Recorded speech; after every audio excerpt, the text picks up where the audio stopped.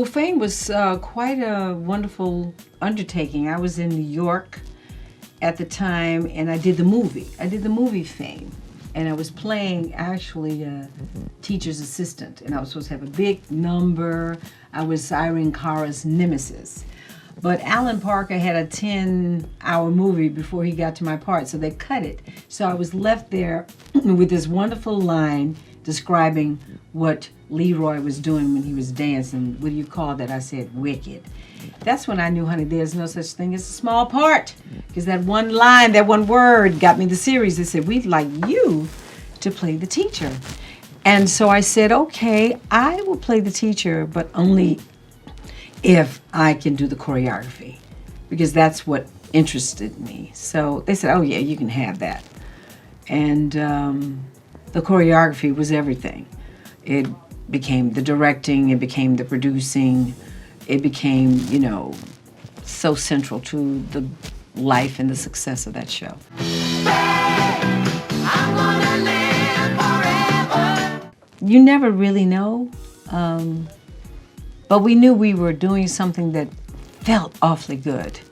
And it was a lot of hard work, and we really enjoyed it. I think the moment we had a clue of the power of Fame was when we got off the plane in London to do our first tour.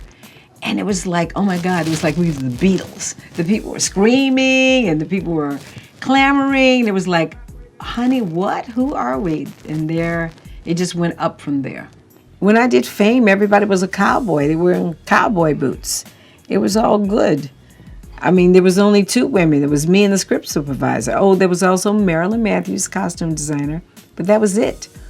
There were no women to speak of. Women are born to go through so much. We make great producers because we can take the pain and the criticism, and I don't think we have the ego quite. Because we're used to children talking back. We're used to, you know, going through crap. I remember being on the set once, and I was choreographing Fame. That was one step away from directing. And how I became a director on Fame was most of the directors didn't know how to shoot dance. So they would go home, and I would shoot the numbers for them. But I remember this director one day, and I would write out notes to help the directors. To say, okay, this is going to happen. This is what this shot needs to be, a dolly shot, close up here, blah, blah, blah. So I was giving him this information. He actually patted me on my butt and said, don't you worry your little self about what the shots are. I said, listen, you better listen to what I'm telling you, or else you're going to be here till 4 in the morning, and this will be the last show you ever direct.